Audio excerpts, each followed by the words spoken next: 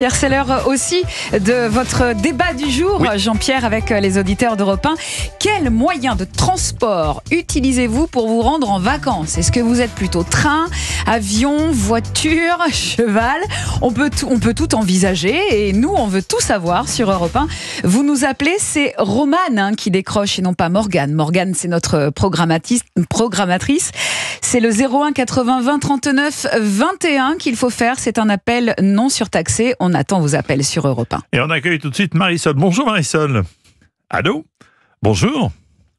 Allô? Bonjour Marisol. J'appelle... Il y a longtemps que je ne vous ai pas eu au téléphone. Dans une autre vie, je vous avais de temps en temps. Racontez-moi un peu, c'était quelle vie? Il y a si longtemps que ça. C'était une vie dans une autre radio avec Carole, Léon et compagnie. Oh là là, c'était dans le midi de la France. Et vous êtes paloise, c'est ça? Vous habitez la belle ville de Pau, Marisol, c'est ça? C'est exactement ça, tout à fait. Alors, le beau ciel de Pau. Qu'est-ce que vous faites dans la vie? Vous êtes à la retraite maintenant, non? Je suis retraitée de l'immobilier, oui. Moi aussi, je suis retraité de la radio, donc oui, on est tous les deux retraités. Alors, quelle est votre destination de vacances? Alors, je pars demain à Asquin, au Pays Basque, avec mes deux petits-enfants qui ont 11 et 13 ans. Alors, moyen de transport? Alors, je pars en voiture, avec ma voiture, comme ça on peut circuler, tant que je peux bien conduire et tout. Moi, je pars en voiture, voilà. Ouais. Et dans le temps, j'emmenais mes petites filles, mais maintenant, elles sont grandes, elles sont amoureuses, alors maintenant, j'amène mes petits-fils. Et puis la voiture n'est pas assez grande, oui. Je voudrais profiter de l'antenne, si vous me le permettez, Jean-Pierre, pour dire aux grands-parents que, au lieu d'offrir des écrans et des trucs et des machins, offrez 8 jours. Même avec vos petits-enfants, ça leur fera des souvenirs. Moi, mes petites filles, elles ont des tas de souvenirs de vacances avec moi. Et le fait d'être fatigué n'est pas un prétexte. Parce que moi aussi, je suis fatiguée, mais ceux qui ont des bonnes retraites, ils peuvent aller en pension complète dans un centre, ils se fatiguent pas. Et au moins, ils font des belles vacances à leurs petits-enfants. Bah c'est bien ça. Alors, vous partez en voiture parce que c'est plus pratique ou il y avait d'autres possibilités, non? Non, mais moi je suis à Pau, je suis à 1 heure du Pays Basque et je pars en voiture, mes petits-enfants je les amène et voilà, et on va visiter un musée, on va se balader au lac de Saint-Pé, on fait ce qu'on veut quand on veut, on emmène un petit pique-nique et je vois pas comment j'irais autrement. Si j'allais à l'étranger, si j'avais les moyens de les amener à l'étranger, c'est sûr que je prendrais l'avion, ça serait le rêve. Bien sûr. Alors, on va poser une question très sérieuse et très d'actualité. Marisol, répondez-moi franchement, est-ce que vous êtes soucieuse de votre bilan carbone et des émissions de CO2? Dites-moi. Moi, je vais vous dire, quand tous les ministres et les présidents en seront soucieux, à mon petit niveau, je le serai. Et voilà, prenez ça dans les dents. Voilà. Merci beaucoup, Marisol. Je vous dis à très très bientôt dans une autre vie, une troisième vie peut-être, non? Pourquoi pas? J'espère avant quand même. Au revoir, Marisol. Françoise est en ligne. Bonjour, Françoise. Bonjour Jean-Pierre, bonjour à tous et merci de me prendre. D'où appelez-vous, Françoise?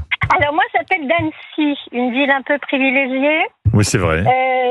Donc il y a un lac. Pendant les vacances scolaires, je trouve que les prix, que ce soit au niveau des moyens de transport, avion, train, sauf si on réserve très très très longtemps à l'avance, c'est accessible, mais autrement, ça ne l'est pas.